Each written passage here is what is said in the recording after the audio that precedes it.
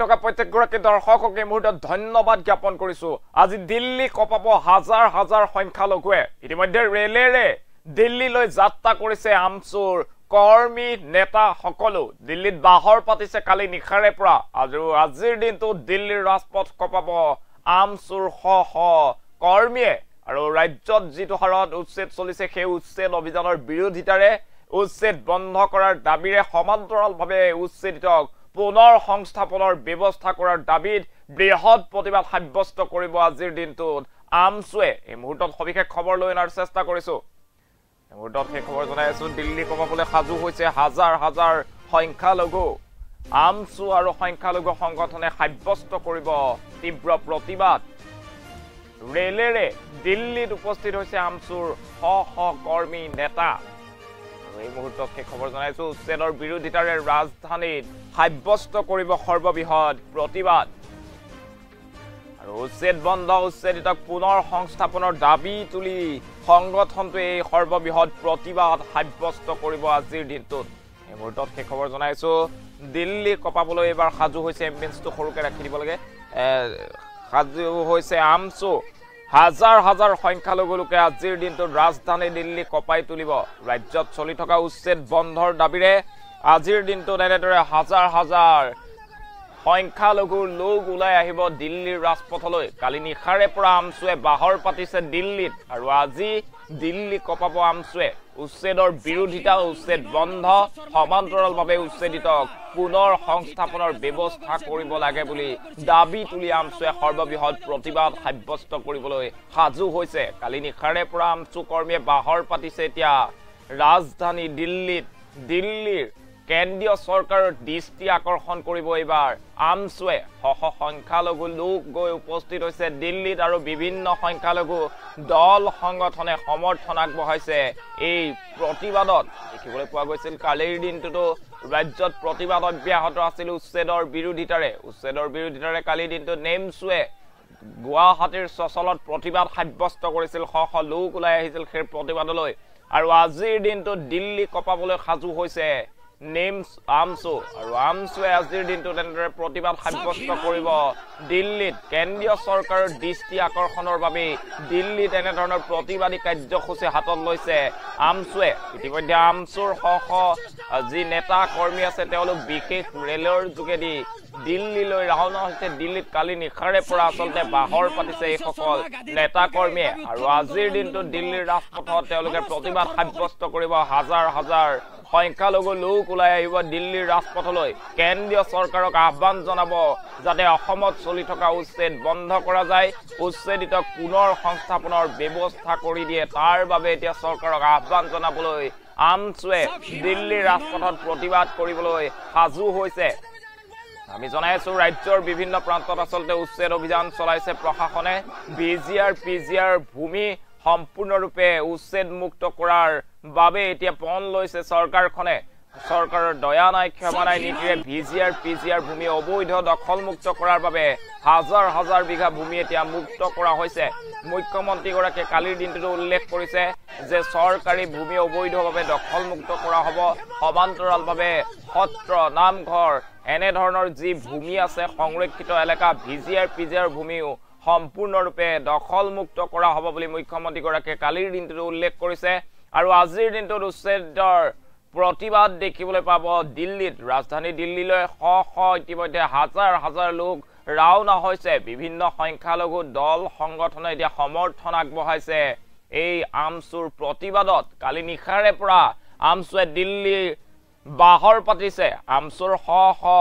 ইতিমধ্যে নেতা কৰ্মী গৈ দিল্লীত উপস্থিত হৈছে আৰু আজিৰ দিনটোত অসমত যাতে উচ্ছেদ বন্ধ হয়, উচ্ছেদিতক পুনৰ সংস্থাপনৰ ব্যৱস্থা কৰে চৰকাৰে, তাৰ দাবীৰে সৰ্ববৃহৎ প্ৰতিবাদ সাব্যস্ত কৰা হ'ব। হাজাৰ হাজাৰ আমচু কৰ্মীয়ে এতিয়া দিল্লীত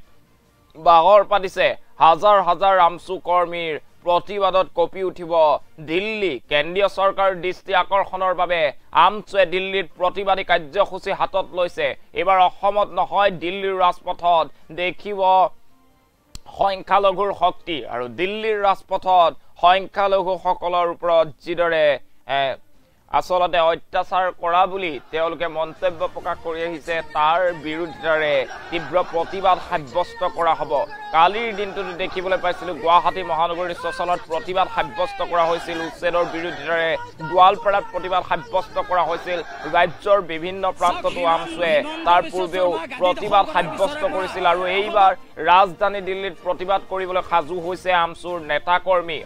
আমছুৰ নেতাকৰ্মী ইতিমধ্যে ৰেলেৰে দিল্লীত যোৱা নিশাৰে পৰা বাহৰ পাতিছে আৰু আজিৰ দিনটোত এনেদৰে প্ৰতিবাদ সাব্যস্ত কৰিবলৈ ওলাই আহিব হাজাৰ হাজাৰ সংখ্যালঘু লোক আৰু সমান্তৰালভাৱে আমছুৰ সমান্তৰালভাৱে অন্যান্য যি সংখ্যালঘু সংগঠন আছে সেই সংগঠনসমূহেও এই প্ৰতিবাদলৈ সমৰ্থন আগবঢ়াইছে আমছু আৰু সংখ্যালঘু সংগঠনে প্ৰতিবাদ সাব্যস্ত কৰিব দিল্লীত ৰেলেৰে দিল্লীত উপস্থিত আমছুৰ নেতাকৰ্মী উচ্ছেদৰ বিৰোধিতাৰে ৰাজধানীত সাব্যস্ত কৰিব তীব্ৰ প্ৰতিবাদ উচ্ছেদ বন্ধ উচ্ছেদিতক পুনৰ সংস্থাপনৰ দাবী সংগঠনটোৰ দিল্লী কপাবলৈ সাজু হাজাৰ হাজাৰ সংখ্যালঘুৱে দিল্লীৰ ৰাজপথত প্ৰতিবাদ সাব্যস্ত কৰিব আমছু আৰু সংখ্যালঘু সংগঠনে সাব্যস্ত কৰিব তীব্ৰ প্ৰতিবাদ সৰ্ববৃহৎ প্ৰতিবাদ ৰেলেৰে দিল্লীত উপস্থিত আমছুৰ নেতাকৰ্মী আৰু শ নেতাকৰ্মী ৰাওনা হৈছিল দিল্লীলৈ উচ্ছেদৰ বিৰোধিতাৰে ৰাজধানীত সাব্যস্ত কৰিব তীব্ৰ প্ৰতিবাদ আৰু উচ্ছেদ বন্ধ উচ্ছেদিতক পুনৰ সংস্থাপনৰ দাবী জনাইছে সংগঠনটোৱে আৰু এই প্ৰতিবাদৰ দ্বাৰা কেন্দ্ৰীয় চৰকাৰৰ দৃষ্টি আকৰ্ষণৰ চেষ্টা কৰিব আমছুৱে ৰাজ্যত চলি থকা উচ্ছেদৰ বিৰোধিতাৰে এইবাৰ দিল্লীৰ ৰাজপথ কপাবলৈ সাজু হৈছে আমছু অন্যান্য সংখ্যালঘু সমৰ্থনেও সেই প্ৰতিবাদত এতিয়া সংখ্যালঘু সংগঠনে সমৰ্থন আগবঢ়াইছে আমি সেই খবৰ এই মুহূৰ্তত জনাই আছো গোৱালপাৰা লখিমপুৰ ধুবুৰীৰ বিভিন্ন প্ৰান্তত আসলতে প্ৰশাসনে হাজাৰ হাজাৰ বিঘা ভূমিত চলাইছে উচ্ছেদ অভিযান আৰু তাৰ পাছতে শ লোক গৃহহীন হৈ পৰিছে সেই লোকসকলৰ পুনৰ সংস্থাপনৰ বাবে অসমত চলি থকা উচ্ছেদ অভিযান বন্ধৰ বাবে এবাৰ দিল্লীৰ ৰাজপথত প্ৰতিবাদ সাব্যস্ত কৰিবলৈ হাজাৰ হাজাৰ মুছলমান একত্ৰিত হৈছে আমছুৰ উদ্যোগত এই প্ৰতিবাদী কাৰ্যসূচী হাতত লোৱা হৈছে ৰাজধানী দিল্লীত আৰু কেন্দ্ৰীয় চৰকাৰক সেই প্ৰতিবাদ সম্পৰ্কে অৱগত কৰাবলৈ কেন্দ্ৰীয় চৰকাৰে যাতে গোটেই দিশবোৰ চালি জাৰি চাই এক উচিত ব্যৱস্থা গ্ৰহণ কৰে তাৰ বাবে দিল্লীৰ ৰাজপথত এই প্ৰতিবাদী কাৰ্যসূচী হাতত লোৱা হৈছে সেই প্ৰতিবাদৰ দ্বাৰা উচ্ছেদ বন্ধ উচ্ছেদিতক পুনৰ সংস্থাপন আৰু ভূমি প্ৰদানৰ দাবী তুলিছে আমছুৱে আৰু আমছুৱে দিল্লীৰ ৰাজপথ কপাবলৈ সাজু হৈছে অন্যান্য যি মুছলমান সংগঠন আছে সংখ্যালঘু সংগঠন আছে সেই সকলো সংগঠনে এতিয়া সমৰ্থন আগবঢ়াইছে আমছুৰ এই সৰ্ববৃহৎ প্ৰতিবাদী কাৰ্যসূচীলৈ আৰু মাত্ৰ কেইটামান তাৰ পাছতে দিল্লীৰ ৰাজপথত আমছুৱে হাজাৰ হাজাৰ সংখ্যালঘু লগত লৈ হাজাৰ হাজাৰ নেতাকৰ্মীক লগত লৈ প্ৰতিবাদ সাব্যস্ত কৰিব ৰাজ্যত চলি থকা উচ্ছেদৰ বিৰোধিতাৰে সাব্যস্ত কৰিব এই সৰ্ববৃহৎ প্ৰতিবাদ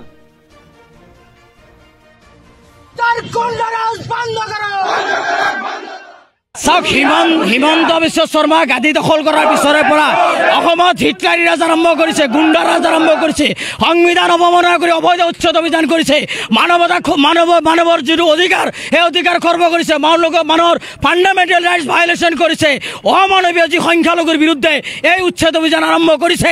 আজি আমি যি প্ৰতিবাদী সমদল আৰম্ভ কৰিব বিচাৰিছিলোঁ আৰক্ষীয়ে আমাৰ কণ্ঠ ৰুদ্ধ কৰিব বিচাৰিছে চৰকাৰে আমাৰ কণ্ঠ ৰুদ্ধ কৰিব বিচাৰিছে কোনো পৰ্যায়ে কণ্ঠ ৰুদ্ধ নহয় প্ৰয়োজন হলে দিছপুৰ চলো যাত্ৰা আৰম্ভ কৰা হ'ব প্ৰয়োজন হলে হাজাৰ হাজাৰ মানুহ ৰাজপথলৈ ওলাই আনিবলৈ বাধ্য হ'ম আজি এটা কথা স্পষ্টভাৱে কৈ দিছোঁ আজি আমি যি প্ৰতিবাদী সমদল আৰম্ভ কৰিছোঁ এয়া প্ৰথম আৰম্ভণি হিমন্ত বিশ্ব শৰ্মা যদি ভাবি চাই সংখ্যালঘু ৰাইজক ঝুকাই লৈ অসমত শাসনৰ গাদী আকৌ দখল কৰিব সংখ্যালঘু ছাত্ৰ ইউনিয়নে হিমন্ত বিশ্ব শৰ্মাৰ এই গাদী তছনছ কৰি দিব মিচিনাৰী বন্ধ কৰি দিব গণতান্ত্ৰিকভাৱে এই আন্দোলন আৰম্ভ হৈছে সম্পূৰ্ণ কঠোৰ গণতান্ত্ৰিক আন্দোলন কৰা হ'ব হিমন্ত বিশ্ব শৰ্মা হুঁচিয়াৰ হৈ থকা উচিত হিমন্ত বিশ্ব শৰ্মা ভাবিছে নেকি যে সংবিধান আমি নাজানো হিমন্ত বিশ্ব শৰ্মা সম্পূৰ্ণ মহাত্মা গান্ধীৰ যি নিৰ্দেশাত্মক নীতি মহাত্মা গান্ধীৰ যি আদৰ্শ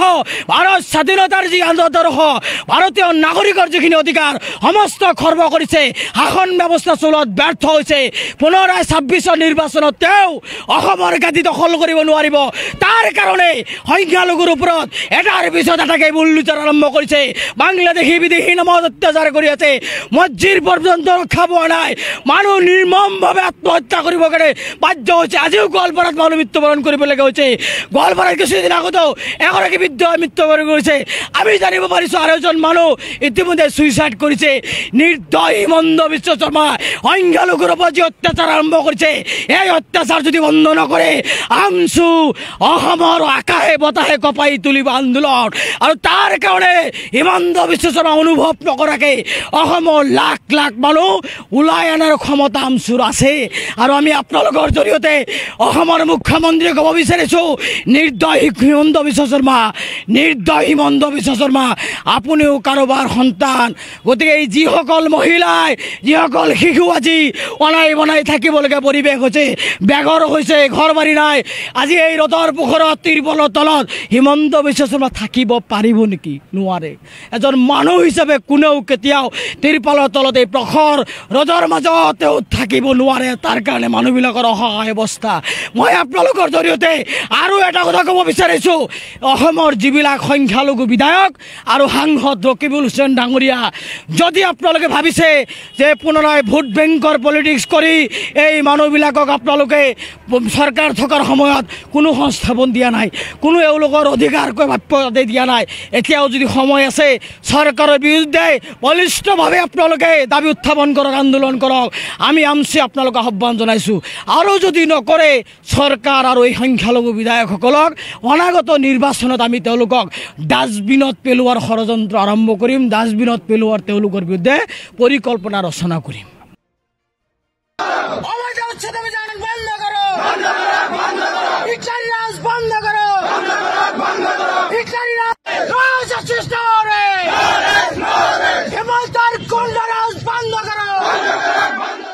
চাওক হিমন্ত বিশ্ব শৰ্মা গাদী দখল কৰাৰ পিছৰে পৰা অসমত হিটলাৰী ৰাজ আৰম্ভ কৰিছে গুণ্ডা ৰাজ আৰম্ভ কৰিছে সংবিধান অৱমাননা কৰি অবৈধ উচ্ছেদ অভিযান কৰিছে মানৱৰ যিটো অধিকাৰ সেই অধিকাৰ খৰ্ব কৰিছে মানুহৰ ফাণ্ডামেণ্টেল ৰাইটছ ভায়লেশ্যন কৰিছে অমানৱীয় যি সংখ্যালঘুৰ বিৰুদ্ধে এই উচ্ছেদ অভিযান আৰম্ভ কৰিছে আজি আমি যি প্ৰতিবাদী সমদল আৰম্ভ কৰিব বিচাৰিছিলোঁ আৰক্ষীয়ে আমাৰ কণ্ঠ ৰুদ্ধ কৰিব বিচাৰিছে চৰকাৰে আমাৰ কণ্ঠ ৰুদ্ধ কৰিব বিচাৰিছে কোনো পৰ্যায়ে কণ্ঠ ৰুদ্ধ নহয় প্ৰয়োজন হলে দিছপুৰ চলো যাত্ৰা আৰম্ভ কৰা হ'ব প্ৰয়োজন হলে হাজাৰ হাজাৰ মানুহ ৰাজপথলৈ ওলাই আনিবলৈ বাধ্য হ'ম আজি এটা কথা স্পষ্টভাৱে কৈ দিছোঁ আজি আমি যি প্ৰতিবাদী সমদল আৰম্ভ কৰিছোঁ এয়া প্ৰথম আৰম্ভণি হিমন্ত বিশ্ব শৰ্মা যদি ভাবিছে সংখ্যালঘু ৰাইজক ঝুকাই লৈ অসমত শাসনৰ গাদী আকৌ দখল কৰিব সংখ্যালঘু ছাত্ৰ ইউনিয়নে হিমন্ত বিশ্ব শৰ্মাৰ এই গাদী তছ নছ কৰি দিব মেচিনাৰী বন্ধ কৰি দিব গণতান্ত্ৰিকভাৱে এই আন্দোলন আৰম্ভ হৈছে সম্পূৰ্ণ কঠোৰ গণতান্ত্ৰিক আন্দোলন কৰা হ'ব হিমন্ত বিশ্ব শৰ্মা হুঁচিয়াৰ হৈ থকা উচিত হিমন্ত বিশ্ব শৰ্মা ভাবিছে নেকি যে সংবিধান আমি নাজানো হিমন্ত বিশ্ব শৰ্মা সম্পূৰ্ণ মহাত্মা গান্ধীৰ যি নিৰ্দেশাত্মক নীতি মহাত্মা গান্ধীৰ যি আদৰ্শ ভাৰত স্বাধীনতাৰ যি আদৰ্শ ভাৰতীয় নাগৰিকৰ যিখিনি অধিকাৰ সমস্ত খৰ্ব কৰিছে শাসন ব্যৱস্থা চলোৱাত ব্যৰ্থ হৈছে পুনৰাই ২৬